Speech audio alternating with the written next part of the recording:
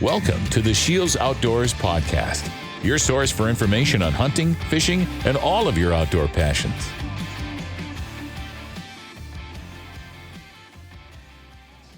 Hello, everybody, and welcome to the SCHEELS Outdoors podcast. My name is Mike Anderson, here with my co-host Ashley Sorensen, and in between us, we've got Walleye Hammer, Fargo SCHEELS Outdoors representative Jadyn Thomas. How are you guys doing today? Great. I mean, that was quite the introduction there. Yeah, I'm doing pretty good. Nice. I mean, sorry we got to pull you from the floor and pull you from a boat, but we're going to do some walleye talk on this one. You okay with that? Works for me. Had the day off anyway, and right after this, I'm headed right to the water, so works out. Perfect. So talk to us about what's going on the water. Fishing's been good. I think for a lot of people in the Midwest, it's been no secret. We had a very late winter. Winter was long. It was hard. Ice came off really late, but then things started happening really quickly. Water temps skyrocketed.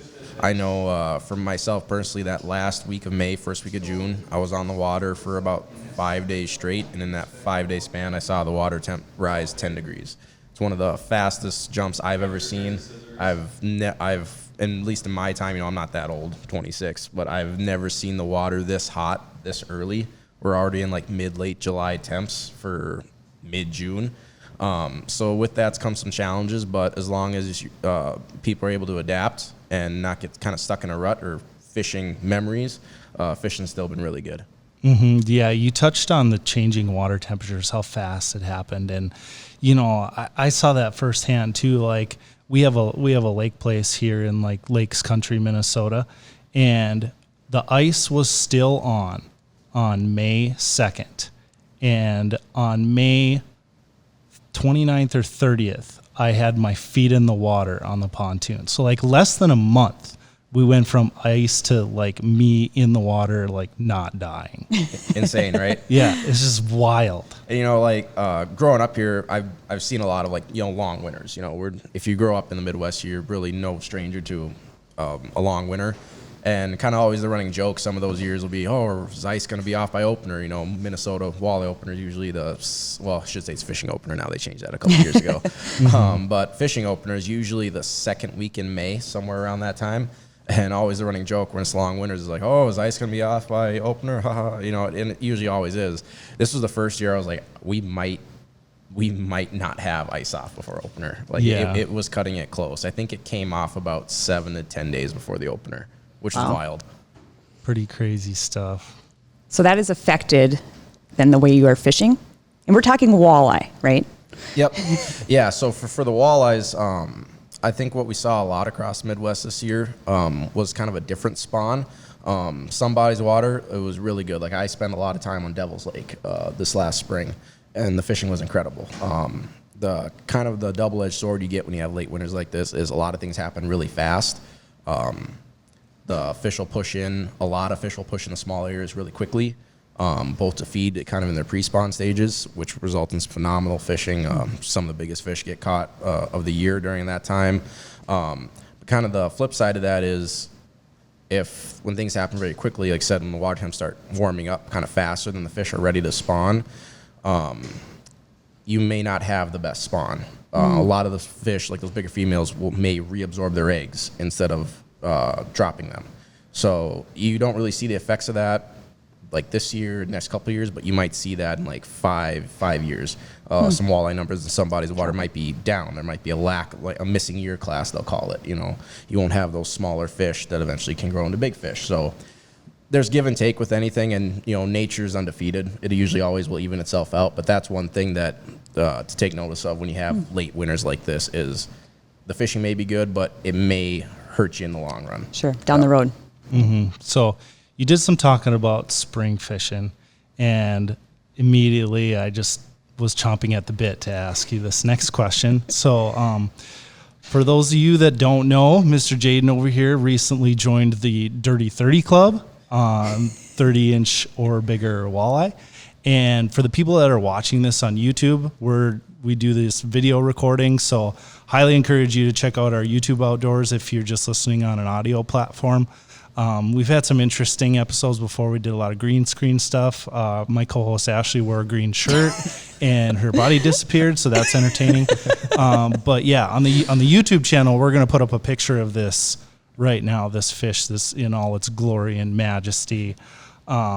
Yeah, we've ran some ads on it, and it's done really well. A lot of people think it's photoshopped, and my answer to all those people that think it's photoshopped is like, basically every picture is photoshopped nowadays, but it's like the coloring and stuff. This fish is real, and it's glorious, and I want to hear the story on it now. Yeah, so what you're speaking on is that, I caught my personal best walleye this last spring when I was spring fishing up at Devil's Lake during the spawning run. I fished for a long time. I've chased walleye specifically since I was just a kid. And I think for a lot of walleye fishermen out there, I think I speak to a lot of them when they say kind of one of the ultimate goals in walleye fishing is getting that 30-inch walleye. Now, some of us are more blessed than others. I know guys who have got a 30-inch walleye their first time out walleye fishing right away. I know guys who have dozens of fish over 30, and a lot of that can play into both, how good are you as an angler? Do you know what to look for? Are you fishing just bodies of water that have, trophy walleyes everywhere? Like guys in the Great Lakes are spoiled. There's schools of 30-inch walleyes out there. Wow. So 38 for them is nothing. Same for guys out in like the western reservoirs in the Dakotas or Fort Peck. 30-inch walleyes aren't that uncommon. It's not rare to catch one. But for me, I've chased walleyes a long time, and I know I've sounded spoiled when I said this before, but I've caught in so many 28, 29-inch walleyes, which are big, they're giant. I've caught in plenty of walleyes over 10 pounds, heavy fish, but I've just never hit that 30 mark. I've never gotten the tail to cross that 30-inch mark. Yeah, I feel so sorry for you, Jadyn. I mean, just catching all these 28s and 29s. Again, dang. I know, I sound spoiled, but it's just like anything, when you have goals for yourself, when you just keep falling short of that, and you set a lofty goal like that, it's like great fish. I love it. I enjoy it, but why can't it be, an eighth of an inch longer? Just a little bit of bittersweet to it. But I was finally able to connect with one this last spring. It was pretty special. It was 30 and a half inches long, 18 and a half inch girth all the way around. She was still full of spawn. Wow. And weighed 11.1 pounds on a scale, which was awesome. And it was all official, had a judge ruler, which is like the Bible for measuring walleyes, especially for tournament guys out there.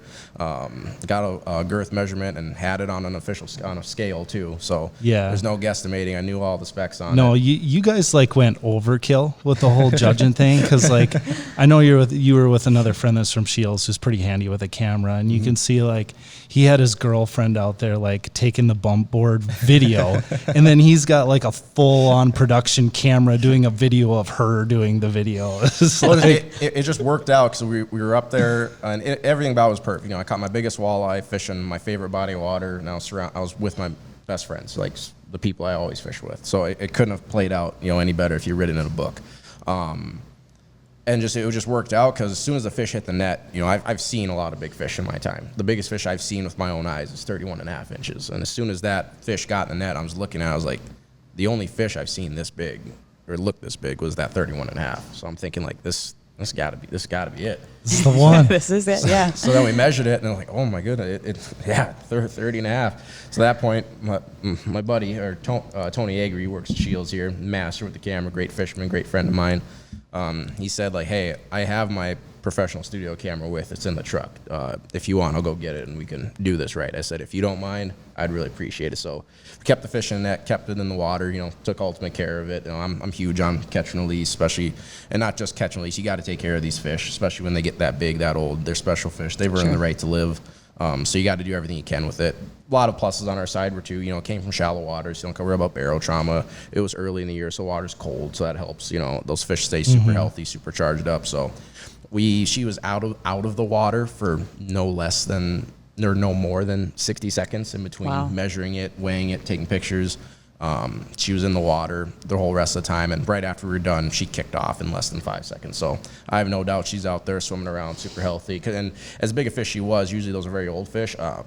She probably was an older fish, I'd say around that 15, 20-year range. Wow. But, super healthy. All her fins were intact. There was no beat up from the spawn. All her teeth were still there and very sharp. She had tons of strength. She's going to be around a long time. She's probably going to get even bigger. Mm-hmm.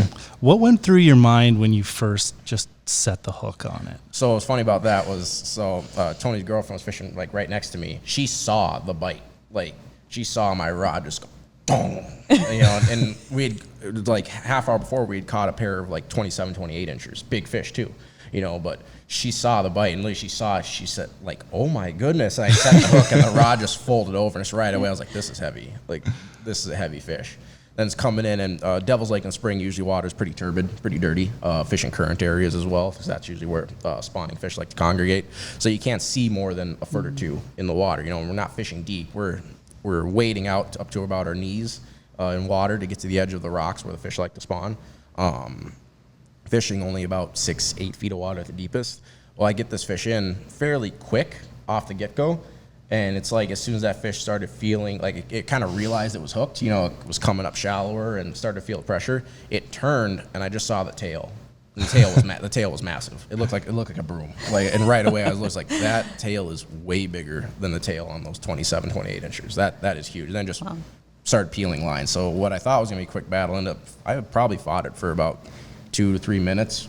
Which doesn't seem like a long time, but in the heat of the moment, it's an eternity when you're trying to get your hands on it. Especially when you're talking like, you know, freshwater fish in general. Like, again, like salmon, lake trout guys, saltwater guys are probably like, that's nothing, you know. But like for a walleye fish, I mean, a couple minute fight, that's a fight. Yeah, that is. Yeah. You know, absolutely. So and made a lot of runs, just kept bringing it in. Every time I get close, she had more energy in her. Like I said, she was super healthy fish, super charged up, full of strength.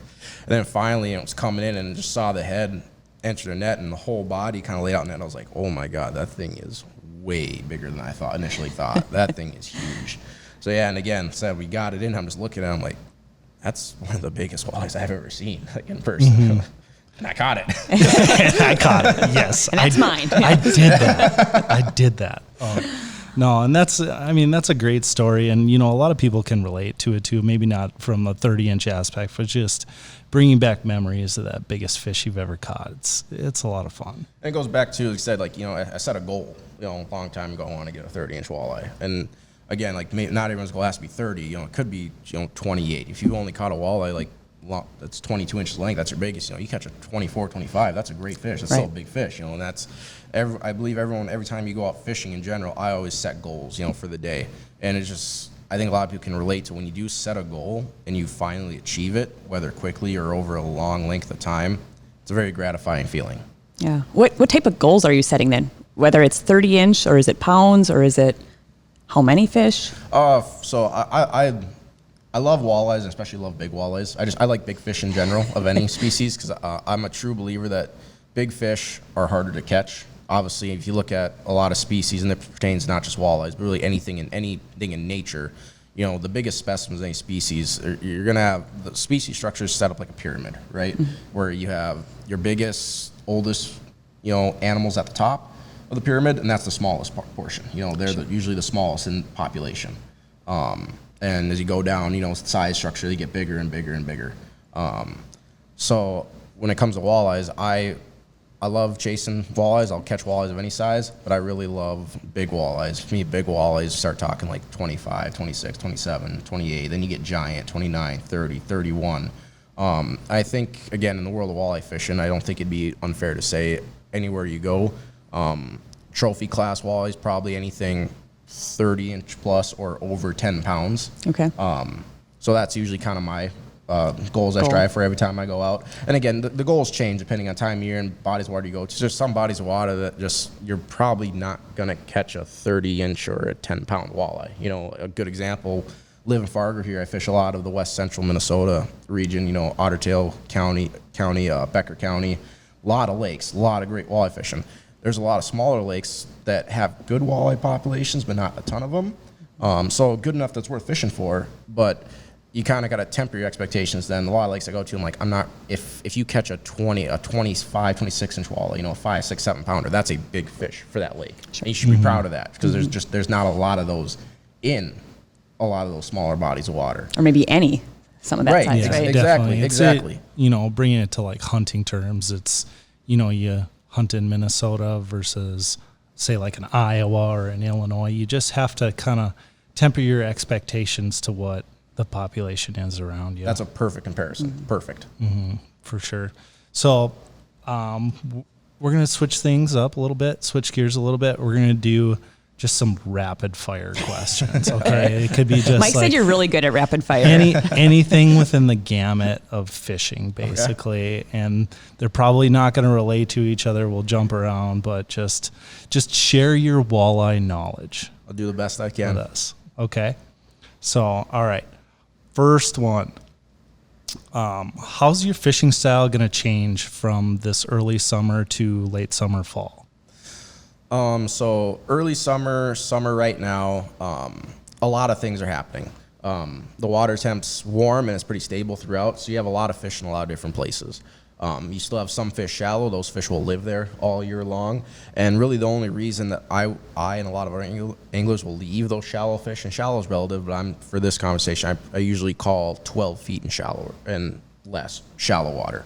Okay. And usually that's where a lot of big fish like to live, because usually very fertile, those shallows. There's usually a lot of perch, bluegills, shiners, crayfish, frogs up there that those fish can eat, and that's a smorgasbord for them. The only reason I really leave those shallows as we get in this warm-up period is usually they become almost impossible to fish. The weeds get very thick and choked out. It's very hard to fish a lot of presentations through there. And the majority of those fish, specifically when I talk walleyes, they don't really prefer weed-choked areas compared to like largemouth bass. They're not going to sit in like a mat of grass and wait for things to come by and ambush them. Walleyes like sparse vegetation. They like lanes. They don't like a ton of stuff like seems like touching them or like compressing on them. Just in my experience, there may be a couple bodies of water bites that other people know where I might be completely wrong. But just in what I've seen over the years is that the thicker that vegetation gets, they tend to push out to the edges, either that very inside weed edge, where you might be only 3, 4, 5 feet of water, but it's where the thick grass meets either sand, mud, some kind of transition where it opens up. But even then, you get in this warm water period, those fish aren't going to stay there very long. They might feed there, and then they might push back out into the deep water. What's more common this time of year, you'll see the deeper weed edge be prevalent, usually anywhere from 15 to 25 feet of water, depending on how deep your weeds will go. And again, that's usually very abundant with perch, shiners, bluegills, again, a lot of those bait fish, leeches, bug hatches. It's a smorgasbord of food. And once you get out of the spring spawn, after the spawn, the only thing that matters to fish is food. The only thing on their mind the rest of the year is food. And as you get into this spring, this early summer, this summer period, this warm water period, it's when more food's available than ever before. Like I said, there's a lot of things going on. There's bug hatches, all kinds of bait fish are swimming around. There's more food at this time of year till we get to about mid-end of August than there will be any other time of the year. So what that does is fishing can be really good, but typically you see very concentrated bite windows. And the reason for that is when you have a high variety of food and you're an apex predator like a walleye, you don't have to work very hard to get your food then. So that puts it back on them where they can really eat when they want to.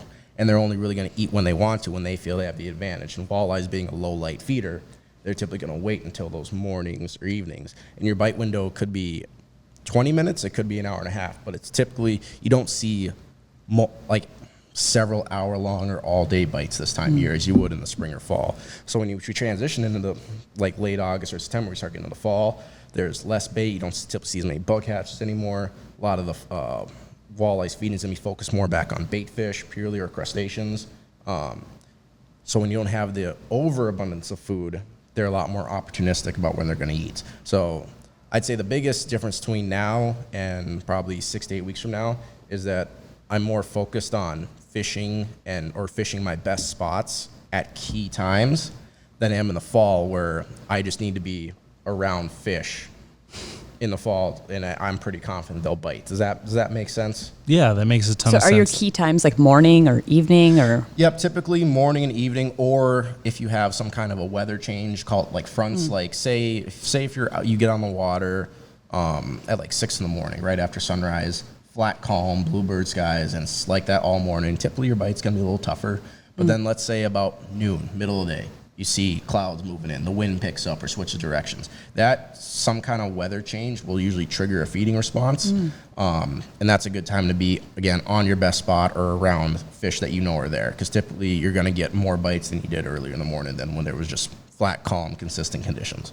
Interesting. That was an excellent and thorough answer. And I need to apologize to the audience because I said rapid fire, and that was not rapid fire at all. But it was good, valuable information. So, all right, next one, Ashley. How about the best techniques for walleye fishing? This might not be rapid fire after all, huh? No, that's fine. I'll just say best techniques for this time of year. Again, you have fish that are usually pretty neutral most of the day. They're only active for maybe a couple points throughout the day. So a lot of it this time of year is triggering bites. So my go-to technique for now and through the rest of the summer and the fall is rip jigging. And rip jigging is a technique that's really expanded over the last few years. Before, it was really all about ripping glide baits, such as Rapala jigging wraps, moonshine shiver minnows, Acme hyper rattles. These big, heavy, dense baits, anywhere from ½ ounce to a full ounce, with a plastic fin on the back. That when you rip these baits, they fall very quickly because they're heavy lead. But when you rip them, they dart very erratically. And what that does is it imitates an injured bait fish. So that'll trigger a fish to react, to bite. I like to say you make those fish make a decision. You know, either they're going to bite or they're going to not, which sounds, duh, but really, you're triggering a response. A walleye, even when it's not in a feeding mood, it's said it's neutral, which means it can bite, but it's not really looking to feed. When it has an injured bait fish around it, again, they're predators. They're opportunistic. They don't know when they might eat again. So it's very hard to ignore a dying or fleeing bait fish going right by their face. So now until set through the fall, a lot of ripping those glide baits, or if they're shallower and more like weed cover, I throw a lot of heavy jigs, like 3/8 or ½ ounce jigs with plastics on them, and just kind of imitate the same deal. You don't have a plastic fin on it, so it's not as erratic, but that bait's falling very quickly. You snap it up, 3-4 feet at a time, and it darts forward, falls again, darts forward, falls again, looking like a dying, injured bait fish. So that's another good tactic I use a lot this time of year. Oh, I've never heard of that, so that is very interesting to me. Oh, you got to get into the rip jigging. It's fun. It's like just, a lot of people say walleye who think walleye fishing is boring. That's kind of the old narrative. Nothing's more exciting than getting on a good rip jigging bite. You would not believe how hard these fish will hit, how far they'll chase these baits, and usually a lot of times it's a good way to kind of weed through smaller fish and just to target the bigger fish in the system. Sure, interesting. Yeah. Mm-hmm. Honest opinion: jigging wrap versus shadow wrap. Ooh, they're both great. I'd say if I could only have one, I'd probably still take the OG jigging wrap. The Jigging shadow wrap just came out this last year, at least was available in the U.S. this last year. Our friends to the north in Canada had it all year last year, so they got to play around with it, and we're just posting monster fish catches. Now, I had to take that with a grain of salt because I'm like, oh, you guys are in Canada. Canadian fishing is great. They grow them pretty big like. Up there. They grow them big. They have a lot of them, right? But I think the difference people should understand is that, so when you're talking about the regular Rapala jigging wrap, you had a number 7 and a number 9. A number 7 weighs 5/8 of an ounce, very heavy, very small, about 2.5 inches long. A number 9 jigging wrap was 7/8 of an ounce, almost a full ounce, 9 centimeters long, about 3.5 inches long. These baits are very heavy. They fall very fast. It takes a lot of work to rip the, like, if you rip a number 9 jigging wrap for a full day, like, you're gonna feel it. You're gonna feel it. You get like tennis elbow or like pitcher's elbow. Like, it's a workout, but it's rewarding because usually you trigger a lot of bites and catch some really big fish doing it, and a lot of fish. What the shadow wrap does is it fills a hole. In that there was a lot of times, especially I've been using forward-facing sonar a lot the last couple of years. Mm-hmm. I've seen where almost that quick fall and that heavy bait can almost hurt you. In that sometimes these fish being neutral, yes, you can trigger them to bite, but you can also scare them away. You can spook them. Where that bait's falling too fast, they're not ready for it. Also, it could be, and you see this in a lot of lakes, especially this time of year where there's a lot of bait. These fish don't have to work very hard to usually get their food. They become lazy. They're not going to chase as much or maybe as often or maybe as far. So the thing with the Rapala jigging shadow wrap is it's the size of a number 9.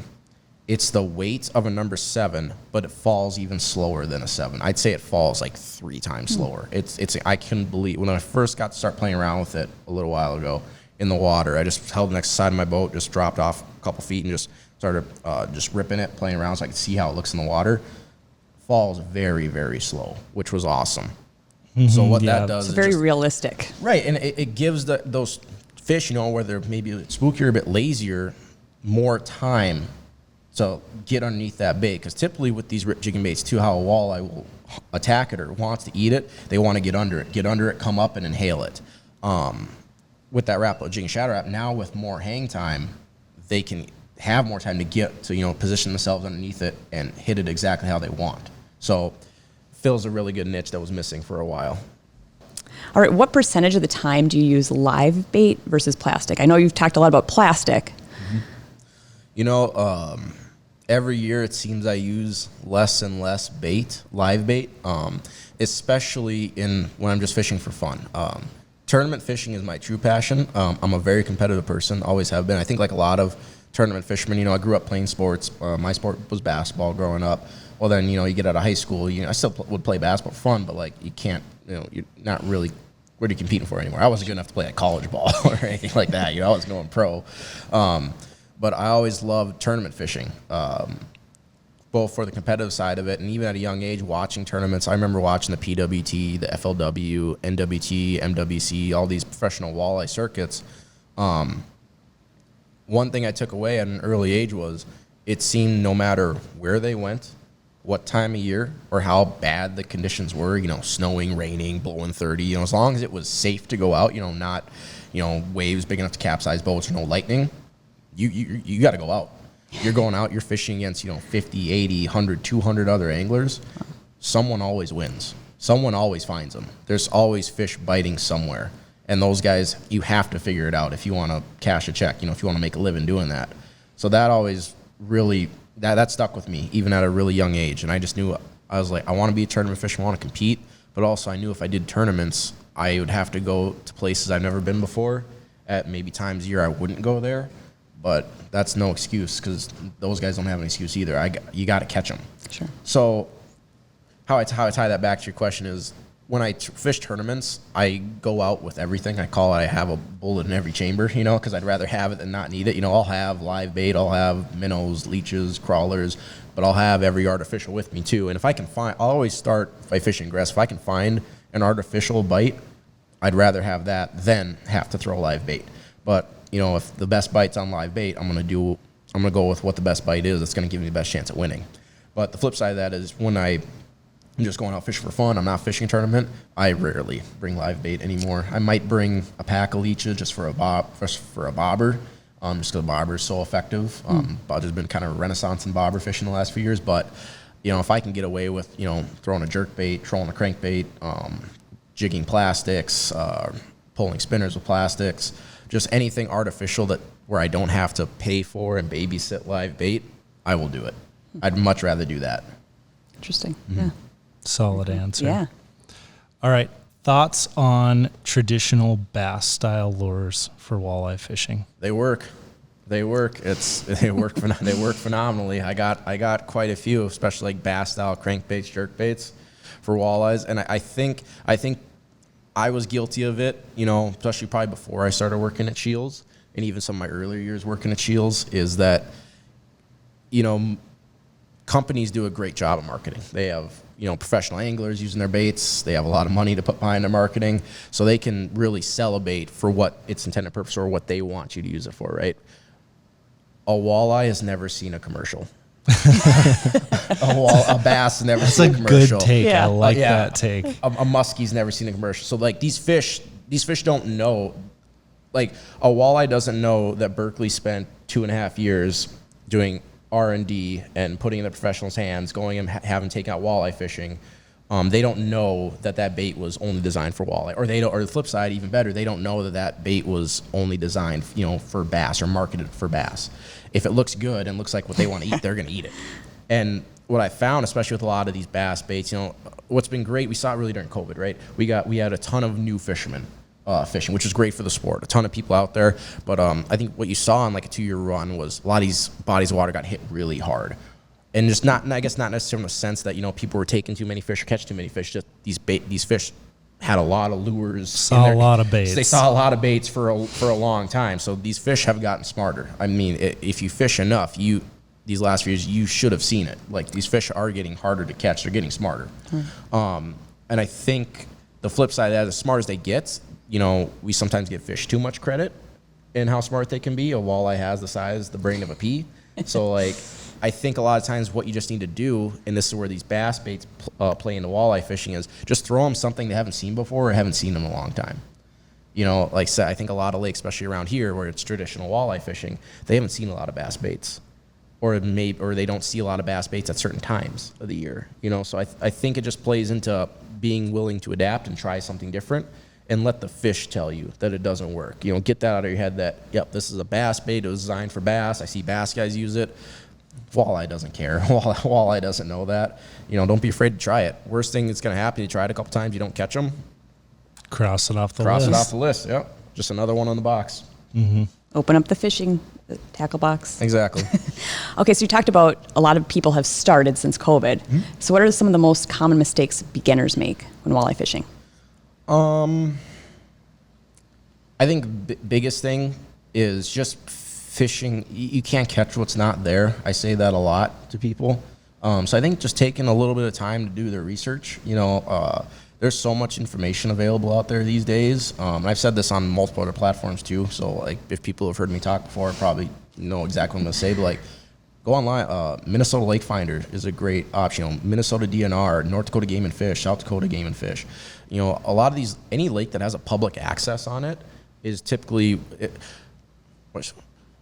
these governments, they don't stock lakes unless there's a public access on it.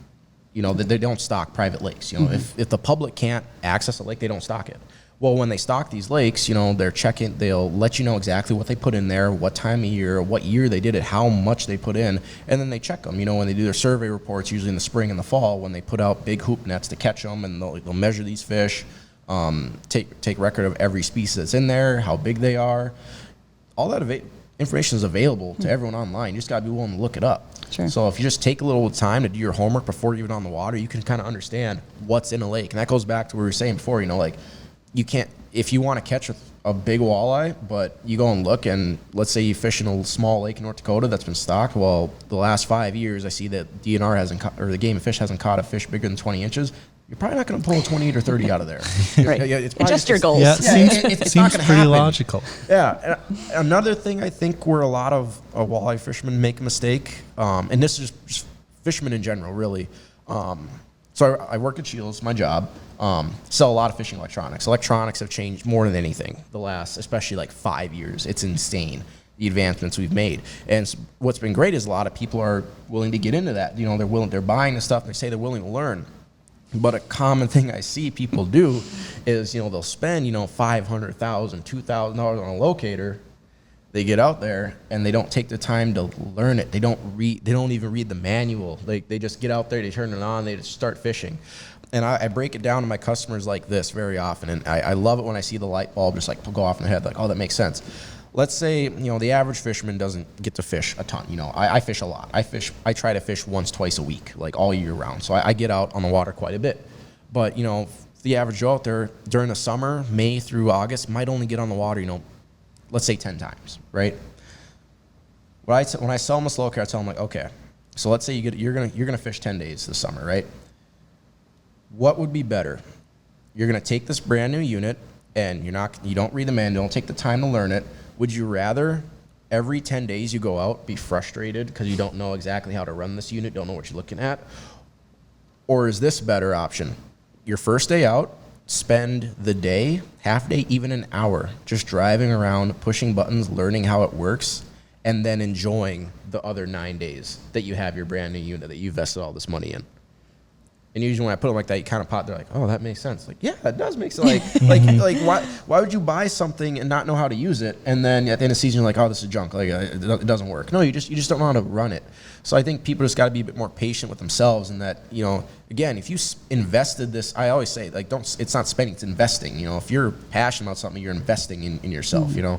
So if you're going to invest that amount of money in this technology for something you enjoy, why not understand the technology so you can fully enjoy it, and in turn enjoy your hobby even more? Right. So that's probably a huge mistake I see people do, is just not taking the time to learn electronics. Excellent. Absolutely. Walk us through your rip jigging setup, and does it ever change? Yeah, so I'll break this down into two steps. If I'm rip jigging plastics, and then rip jigging like jigging wraps, like hard body baits. For hard body baits, I like a 7 foot. The specific one I use is a 7-1 medium fast medium power, fast action rod from 2B Fishing. That's the one I use. When I first started jigging, like jigging wraps, I was 6 to 6 foot, medium light fast.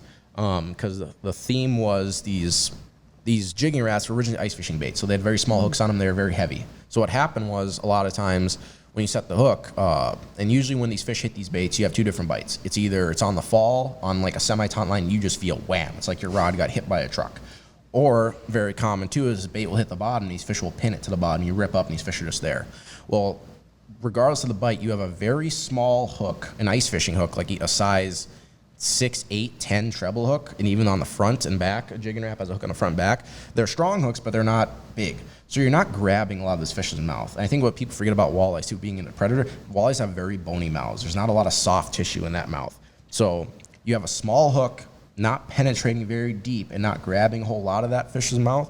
And then on top of that, you have a very heavy bait, 1/2 ounce to 1 ounce bait. So, and you hook into a big walleye strong. I just talked about, I fought a 30-inch walleye for a couple minutes. It's going to throw its head around. Walleye's notorious for the head shakes. You hook up some, what do you got? Oh, it feels like a walleye. I got big head shakes. Yeah. They're throwing that bait around. It resulted in a lot of lost fish. So when I first started learning jigging wrap, the common theme was use shorter, softer rods, because also ripping a shorter rod all day was a lot easier than ripping a 7-foot rod. Well, as we advanced through the years, rods have gotten better. They've gotten lighter.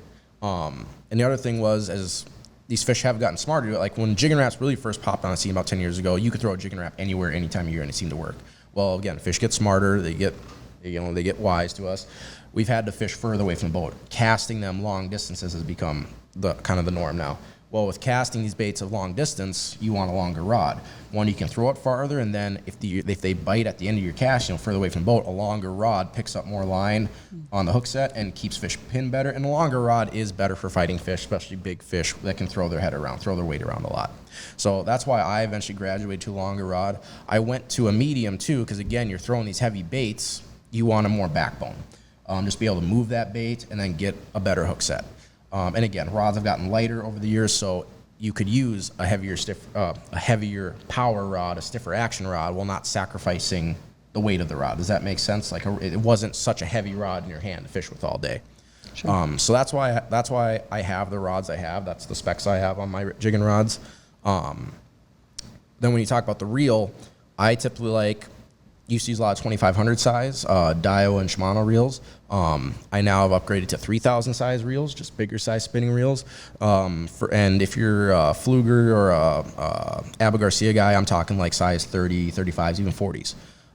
The reason being, using a bigger reel, one, you have more line on your spool. Again, we're talking about fishing very long casts, fishing further away from boats, so you want plenty of line capacity. But the biggest reason too is when you're ripping these baits, you're doing very hard rips, anywhere from 2 to 5 foot rips. So there's a lot of slack in that line, which you want some slack to be able to, on the fall, to make that bait work properly, but you need to be able to pick it up really quickly too, so you can connect with the fish on the hook set when you do get a bite. A 3000 size reel picks up more line on the turn than a smaller reel does. And I think you're seeing that a lot in the bass world where it started. Guys in 3,000-4,000 seems to be the norm, and it's slowly creeping in the walleye world, especially in some of these more aggressive techniques. Where it's important to get that line pickup on the turn. So that's why I use a larger size reel. And then with the line, I always use a braid. I'm pretty much exclusive 10-pound test braid. I like Fireline myself, but Suffix Power Pro is good too. And I use high vis. I use either a white or like a high vis green. I don't like the dark, like smoke blacks or like the low vis greens, which seem to be more popular, but I'm starting to sway people more to the other side when I talk to them in the store. For 2 reasons. One, it's easier to see with the eyes, because again, all the best jig fishermen I know are line watchers. Doesn't matter where you're jigging live bait, plastics, or these rip jigs. You want to be able to watch that line to see if it jumps, that's a fish hitting it, or let's say you're popping off bottom and it takes 3 seconds for that lure to hit bottom. You rip it up and it falls and stops after a second. Bottom didn't change. Fish grabbed it. So you're watching the line, especially on windy days where you can't feel as much. You want to watch your line for any changes. The other thing too is those fish, believe it or not, it's harder for them to see a white or a high vis green line in the water than it is a dark colored line. And the reason being is those fish look up. And I always tell people, when you swim to the bottom of a pool and look up, or the bottom of a lake, right, and you look up, it's bright because you're looking at the sun, right? white and high vis green blends in better with sunlight than a black or a dark green. It's going to contrast. Right. You know, people get so caught up in how does line look to you? Well, we looking down into the water. Fish are looking up. So use a high vis line, it's going to blend in better. And the ultimate reason too why it really doesn't matter, it's more important for you to see the line than the fish, is because I'm always also using a fluorocarbon leader. Typically with these heavy baits, I'm using anywhere from 12 to 15 pound fluorocarbon, very stiff line, because these baits will have a tendency to roll over themselves, and that stiffer line will prevent it from getting hung up and hooked up on the bottom hook when these baits are darting around. Also, you want fluorocarbon for abrasion resistance. We're usually throwing these around rocks, timber, zebra mussel infested a lot of lakes, like little razor blades that. Yeah, we have those in our lake. Yep, so you know exactly what I'm talking about. They have very sharp edges that just destroy line. Another reason too, you're fishing for walleyes, the fish with teeth. You know, they don't have, you know, as sharp a teeth as pike. They're not going to saw through your baits that super easily. But you catch enough fish that's starting to hail on the bait, you know, it's going to wear on your line. So you want some abrasion resistance there, and then also fluorocarbon. It's completely invisible in the water. The way it reflects sunlight in the water, it just disappears. So again, you can use a high vis line. If you're still scared about fish seeing your line with a high vis braid, they're not going to see it if you use a fluorocarbon leader. They don't care. And then I always connect the two with a ball bearing swivel, because these baits will spin a lot and they're very erratic, so it can put line twist in your line. So if you use a ball bearing swivel, it'll eliminate that. So that's my setup for rip jigging baits. When I'm snapping plastics, I like specifically a 610 medium light power, extra fast action, again from 2B fishing. I like that because it's a soft rod with a very quick tip. So I can pop those plastics really well. I have great feel, but when a fish does hit it, I can set the hook immediately. That tip folds over instantly. I drive that hook perfectly into the mouth. And I like a extra fast, quicker tip, because when you're drip jigging plastic, you're not worried about a small ice fishing hook or a treble hook. I'm usually using a jig with one solid big hook on it, meant for plastic. So I have no issue driving that hook in that walleye's bony mouth. And again, I'm using a braid, 8 to 10 pound test. A little bit smaller reel, like a 2,000 or 2,500 size, just to balance out a little bit better with a little shorter rod than a 7-1. And again, I'm 8 to 10 pound test braid, high vis, and I'm connecting that to 10 to 12 pound test fluorocarbon leader again for invisibility. Oh. You got your setup now, Mike? Yeah, it's actually very similar to what I run here. Yeah. So I do run an extra fast instead of a fast. But I mean, it's kind of dealer's choice at that point. And that's fine. At one point I want to make too is you can get sometimes too lost in those specifics. At the end of the day too, you and I might work these baits differently. We might catch the same amount of fish, but we're working it differently because your rod works better for how you work it. My rod works better for how I work the baits. But at the end of the day, the bait's doing the same thing. Does that make sense? Mm-hmm. How you work the bait with your rod versus how I work the bait with my rod might look different on the surface, but underneath they're both doing the same thing. So those fish they're not going to see a difference. They're still going to hit it. Yep. Great answer. And it's just it's a way to kind of tweak your setup a little bit too. You know, if you're not catching them the exact way you did last time, you know, switch it up, switch your cadence a little bit, you know. Mm-hmm. You mentioned this earlier about that walleye you caught, the 30-inch, that it was only out of the water for like 60 seconds max. So how do you properly release a walleye? I think that's like something a lot of people don't know, probably beginners do. Yeah, and especially with bigger fish, you know, bigger fish have more weight and they've been around longer. So them being older, I believe they've earned the right to live. You know, you want to take care of them as much as possible. They're hardy, but you don't want to abuse them. And I guess what I mean by that is, you know, keep in the water as long as possible. When I'm fishing in the summer in my boat, my live well always has water in it. So like if I catch a big walleye, I'll throw it in the live well right away while I get, you know, the camera ready. So that way it's in the water, recuperating as long as possible. You know, if you don't have a live well, if you net it, just leave it in the net, just so hanging over the side of the boat. Just have it so it's immersed, so those gills are immersed, so it can breathe. Right, and it becomes more important as the water gets warmer, as we get, the temperatures rise.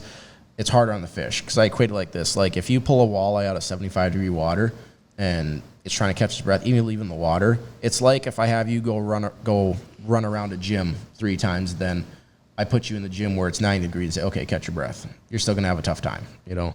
So one key point when the water does get hot is you wanna minimize as little as possible. You know, keep that fish in the water as much as possible, but even still, you know, get that fish unhooked, get your picture, let it go. So 1, keep in the water as much as possible, either a net or a live well. And then 2, have tools ready. have a pliers, know where it's at in your boat. I got like 4 in my boat, like just scattered about. You can never have enough. You True really can't. story. I mean, and you never pick up the one that you thought you were going to pick up. Exactly. I know tons of people. I've been in tons of boats where you get a fish. Where's pliers? I don't know. It just happens. But if you have, the more you have, the more likely you're going to run into one. It's in the corner here. Taking care of them.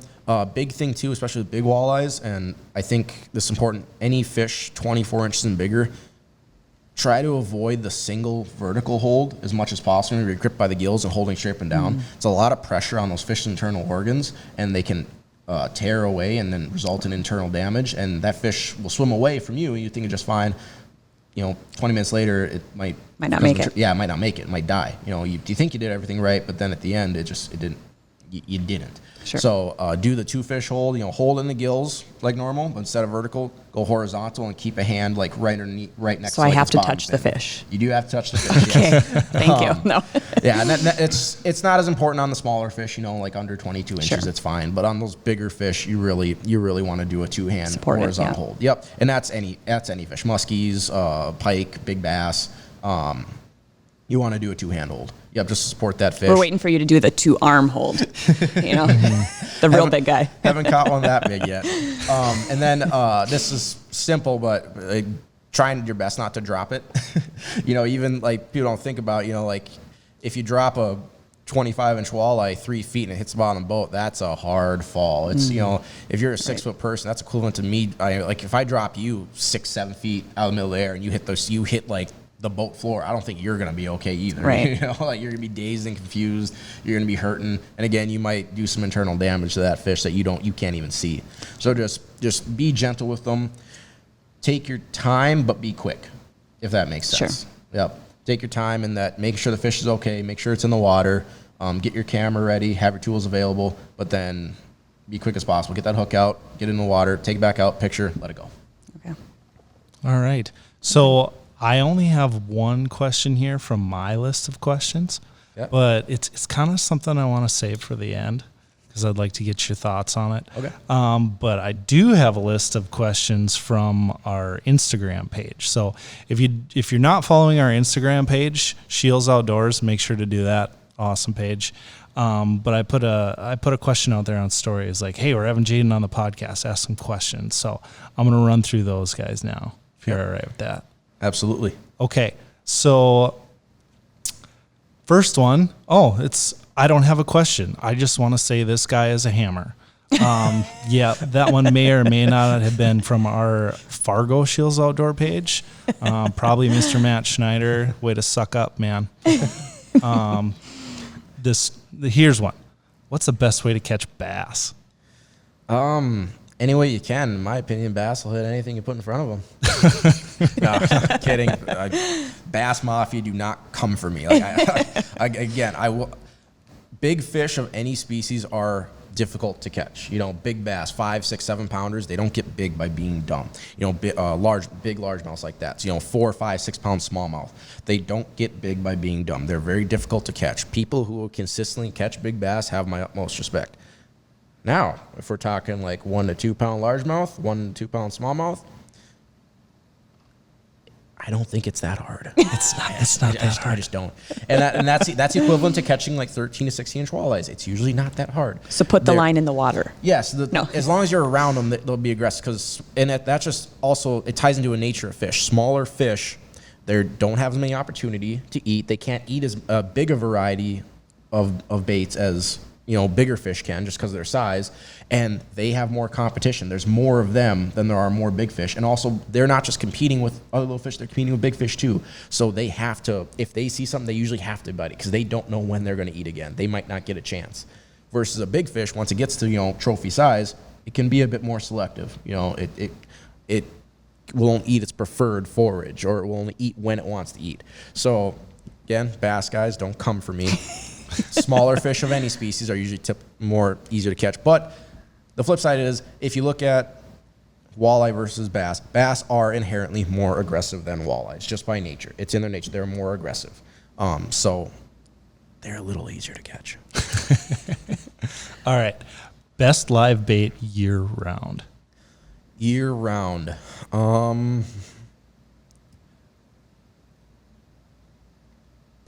Honestly, I'm going to answer in two ways.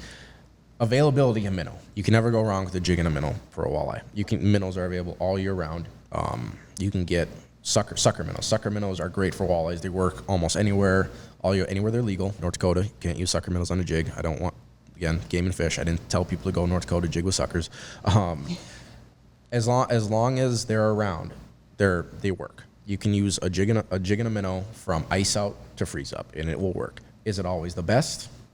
Maybe not, but it will almost always work. The best, probably the hardest one for a walleye to deny is probably going to be a leech. When leech season kicks off, usually once water's getting that low mid 50s, all the way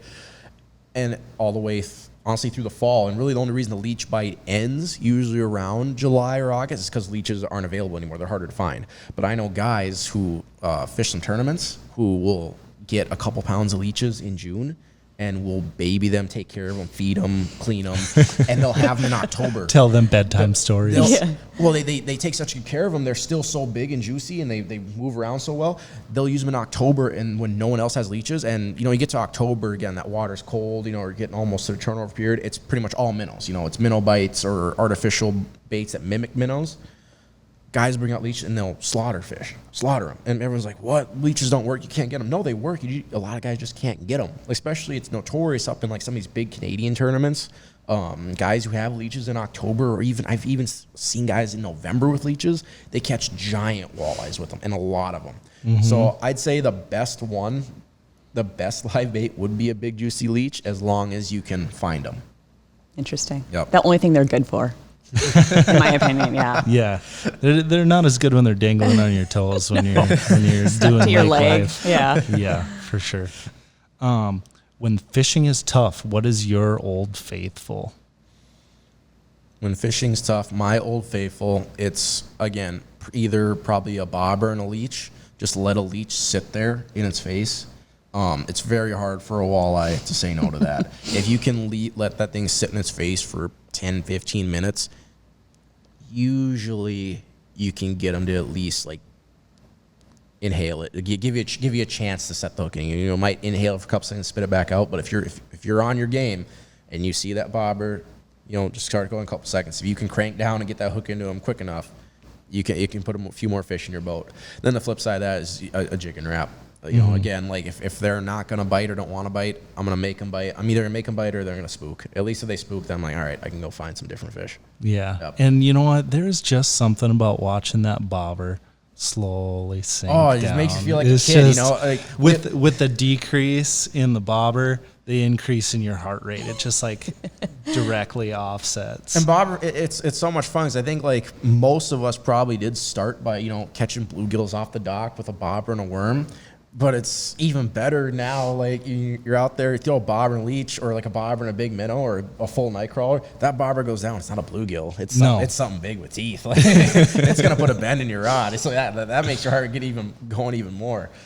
Yeah, absolutely. You can only fish one lake for the rest of the summer. Are you picking Pelican, Gull, or Pokegama? Ooh. And did I say that right? Pokegama. Pokegama. Yeah, Pokegama. Yeah, I always get Pokemon in my head for some reason when I see that lake name. It definitely looks like it. Yeah. Ooh. I might just be a recency bias. It'd probably be Pokegama. Now, here's why all three lakes are great. Pelican in Artale County, it's been in my backyard. I fished it forever. It's got a ton of big fish, fishes really well. You can find schools of little fish. You can find groups of big schools of eaters. You can find pods of big fish. And usually fish is pretty shallow. So if you like fishing shallow, like fishing aggressive, it plays right in your hand. Gull is historically famous for walleye fishing. Whether it's the linders in fishermen fishing out there. Gull is where a lot of great walleye advancements happened. And if you've never fished Gull Lake in like the Brainerd Lakes area, I highly encourage you to go do it. A lot of the baits that are in your tackle box techniques, originated around that area. And Gull is awesome because it's loaded with walleyes and they're pretty. They're just up like a pure, like, beautiful gold, like Gull gold. One of my buddies, Hayes Baldwin, who guides in the area, He put me on it. He got me out there for the first time, and it was incredible. My first fish out of there was like 28.5, and it was as pretty as can be. Beautiful gold. We fished a tournament, did really well, caught a ton of nice fish, and it's gulls filled with like 20 to 24 inch walleyes. So if you want to learn how to pattern like bigger fish and consistently get on them, great place to go to kind of test your mettle, because if you can do it out there, you can probably catch them anywhere, because they're very pressured, very smart fish. And again, it's a bigger lake, so you can kind of fish a lot of different pieces of structure and kind of fish more to your strengths as well. Pokegama is very unique, and I've heard about it for years. Pokegama, if I'm getting this right, is technically a reservoir or a flowage, because it's created from a dam. The other unique thing about Pokegama is it's one of, if not the only lake in Minnesota that has natural smelt. And a lot of people who fish the western reservoirs in Dakotas will know what smelt do to walleyes. It's like steroids for them. It's a pelagic, open water, cold water bait fish. So you're not going to find smelt like up on shallow rock in the weeds or like traditional walleye structure. They typically hang out over deep basins or over very deep structure. I'm talking like 30 to 100 feet. They could be anywhere in between. So what that does is, one, it's like steroids for walleye. These fish grow really big, really fat, really fast. And also, once those fish eat those, they realize that's their preferred forage.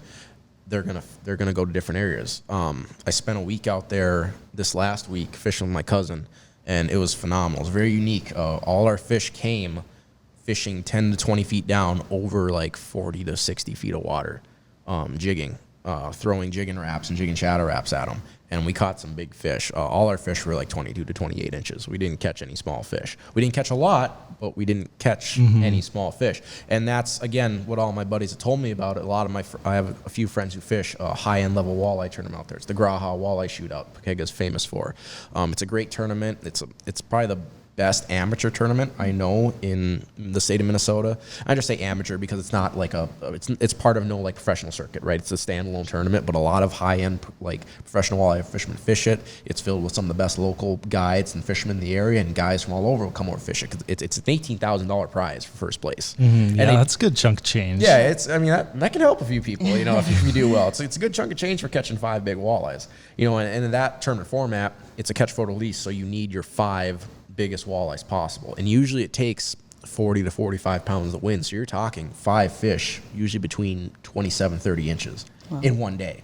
And I mean, that's just absurd. That can be more than people catch in their life. Yeah, I was just going to say, it could be more than somebody's lifetime. So, and as much as I talked about the pattern we got on those deep pelagic fish, it's such a big, expansive lake with different arms, different structure. I know guys who were in the top 3 who caught them in 6 feet of water. There are guys who did really well in the top 10 fishing traditional walleye structure, 15, 25-foot weed beds, rock piles, points. Then I know guys who did well too, fishing the same pattern we did, fishing suspended deep water fish. So it's big in that it can spread people out. You can get away from people if that's your thing.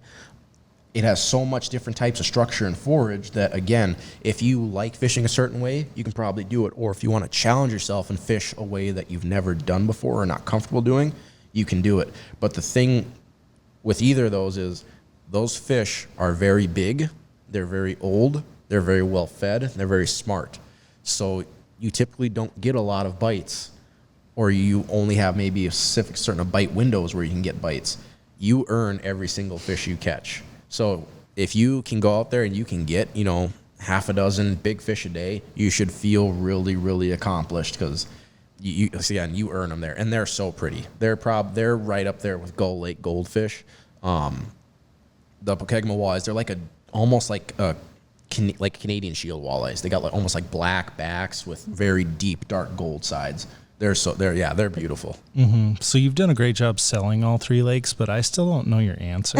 I'd say if I had to pick 1 out of 3, it might just be recency bias. I'd probably take Pokegama. Okay. Just because of that unique factor with the smelt in the deep water. It's so expansive. There's so much different types of structure, but it's filled with big fish. It's filled with big fish. And again, I'm a big walleye type of guy.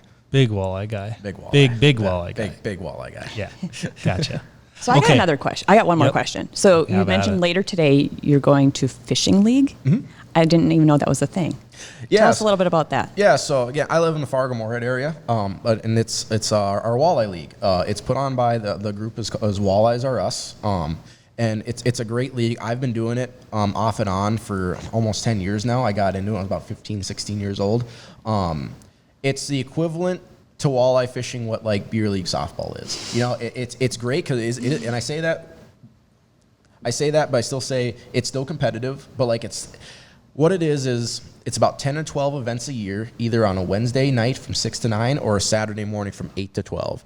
And anyone can be a member. It's like $30 to sign up, and it's $10 per event. And what it is, everyone shows up at the lake. We have set a list of events throughout the year from the week after opener in Minnesota till about mid-August. Anyone can show up. You can fish up to 4 people in a boat. You weigh 6 fish. Only one can be over 20 inches, and that'll depend too if you have a slot lake. Like tonight, we're fishing Lyda Lake in Artell County, so everything 1726 has to go back. So ideally, you're looking for 5 16 inchers and 1 over 26. That's ideal. Easier said than done, but that's ideal. But and what is everyone throws in $10, and you fish for the allotted time. You come in, weigh your fish, and it pays out first, second, third. And again, it's competitive because it's like, you know, if you're just competitive in nature, you want to do well. And it's not enough money where, like, if you bomb, you're like, oh my God. Like, yeah. That's a lot of money. Yeah. I got to eat ramen the rest of the week on this one.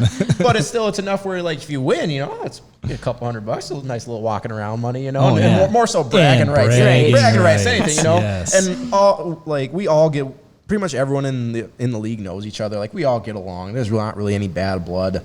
And what's great about it for people who want to get into it, and the reason I got into it, growing up, walleye fishing when I was younger, it was pretty much strictly dragging around Lindy rigs with night crawlers, leeches, minnows in the spring or fall, and I do some jigging in the spring or fall, but I was mainly a rigger. I dragged around live bait rigs, which was great, but it wasn't always the best thing to do all year round, right? Getting in the walleye league, it made me fish lakes I'd never fished before, or maybe fish them at times I've never fished them before, and said, me being competitive, I always want to do well. I learned really quick, you can't just drag a Lindy rig with a night crawler around all year round and expect to always do well. It forced me to learn different techniques and become good at those techniques if I wanted to compete. So again, it's competitive and will make you a better angler, but it's not something where it's going to require, you know, like a $80,000 boat. You don't need a big fiberglass boat, tons of electronics. And you're not throwing in entry fees where if you come in without your fish, where like I said, you're eating ramen for the next month, they're worried about how you're going to pay your rent. You know, it's a great opportunity for people who want to learn more about fishing and want to learn more about different lakes in the area. So yeah, Walleyes are us league in the Fargo Moorhead area. Highly recommend. We fish lakes all over Otter Tail and Becker County. Can't say enough good things about it. Awesome. Yeah, my brother just started a fishing league. He lives in southern Minnesota, but he says the same thing too. Like, I always loved walleye fishing, but then I started this weekly tournament thing, and now I'm just full on obsessed. And it's a great springboard. Like, you talk to a lot of like high level pros, and that's how a lot of them have gotten to where they're at, you know, to get that competitive itch. You know, you just start fishing some like grassroots type league like this. You get some confidence. You might start doing some bigger local tournaments, start doing well, and then you start doing some pro level events. You know, it's a stepping stone for people who maybe want to become, you know, that high-end level pro fisherman, or maybe develop some kind of career in the fishing industry. It's just another step along the path that can get you where you want to go. Cool. Yeah, there you go. Good luck tonight. All right. Thank you. Yeah. All right. One last customer question. Yep. Working in the fishing department, what is the number one walleye rig you see leaving the shop? You know, it's probably been this season, and probably more so the last couple seasons, it's been the advancements in plastics. We're selling more jigs and plastics than ever before. And it's really cool. All the companies are making advancements. Northland just came out with their new eye candy, which is phenomenal. I absolutely need to try that stuff. We got some. Get over to the store and get some while you can, because we're going to run out soon. But it's phenomenal stuff. Kalen's has a ton of new great plastics that Tom Boley's been throwing the last few years. And then there's your old standbys, Berkeley Power Bait, Ripple Shad. That's one of my personal favorites. Berkeley Champ Swimmer if you want to target some big fish. Authentics, the Moxies and the Ringworms, you know, for spring and fall fishing, you know, those are staples.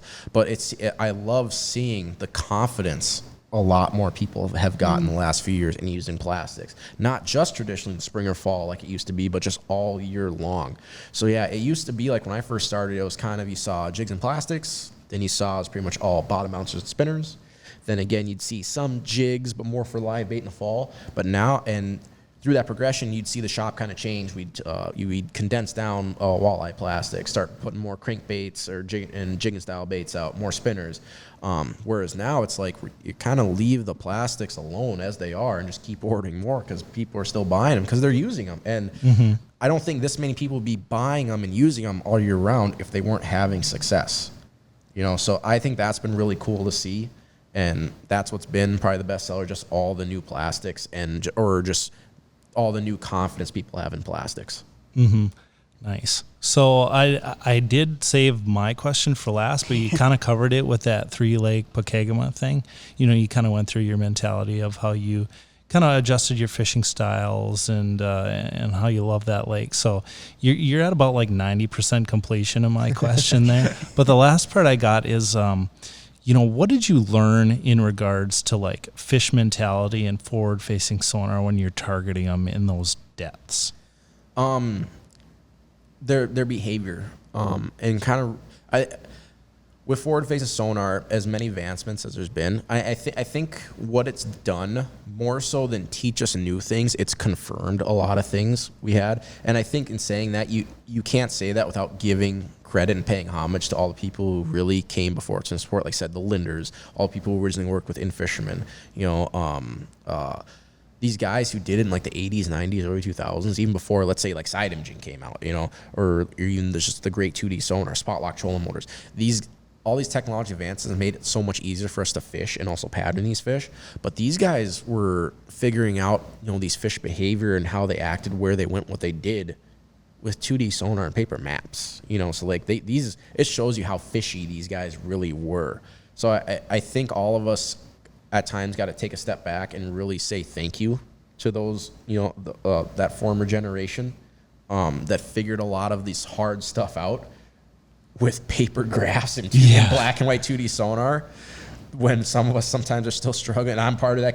I can have forward-facing sonar on a 12-inch graph. I got side imaging looking out 100 feet. I have a HD map on a 12-inch screen showing me every depth of East Structural Lake, and I still can't catch or find a walleye. It really humbles you really quick. Yeah, absolutely. But I think with forward-facing sonar, it's been cool to prove a lot of things we already know and true, but it's been cool to see some things that I didn't know.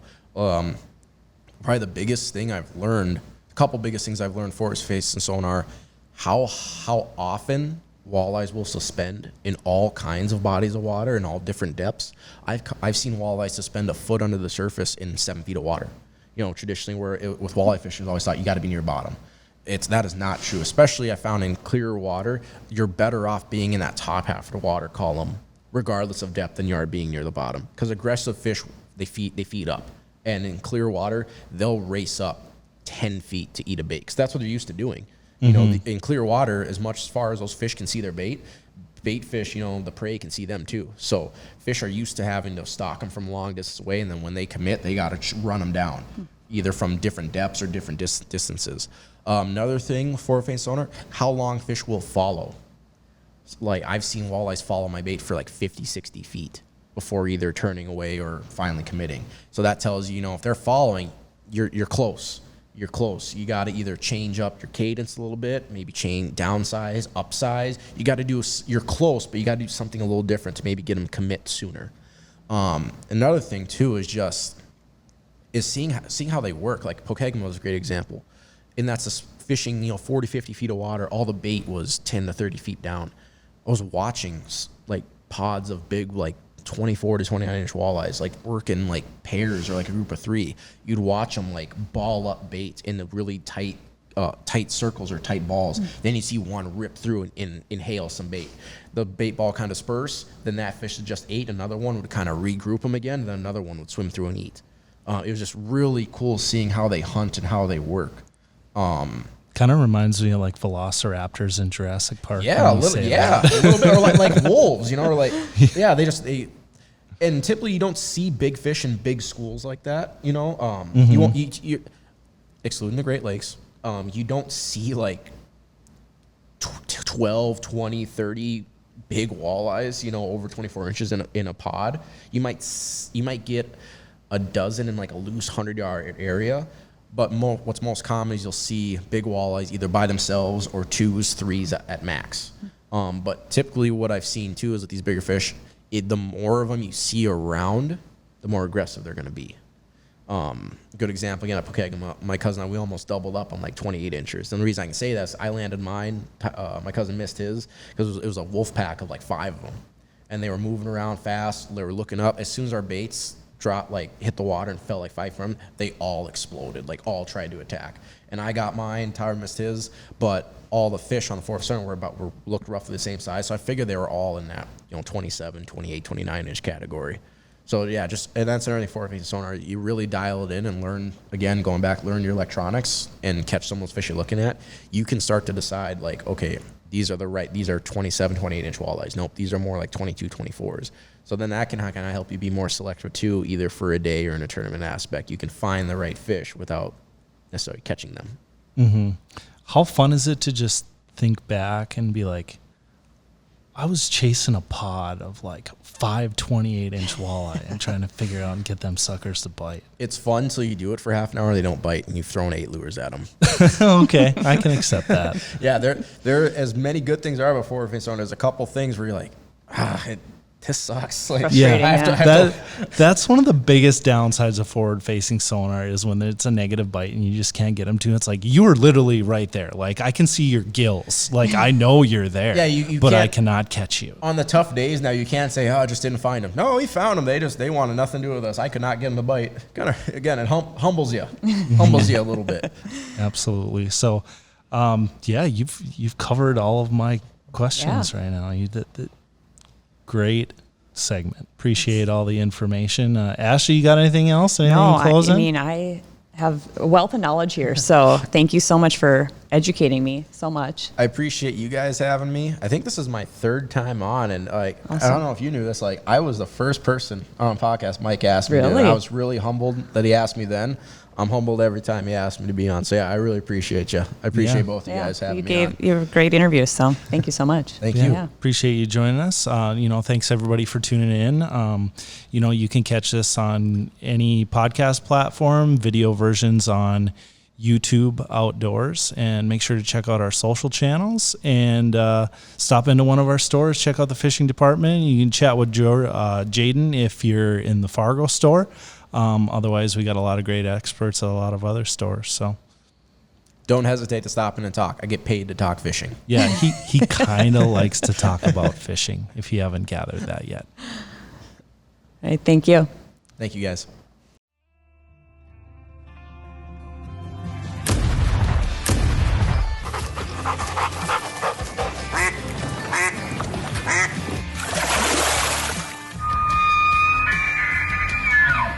Thank you for listening to the SCHEELS Outdoors podcast. Stay tuned for future segments and visit our social media pages, SCHEELS Outdoors on Facebook and Instagram for daily updates.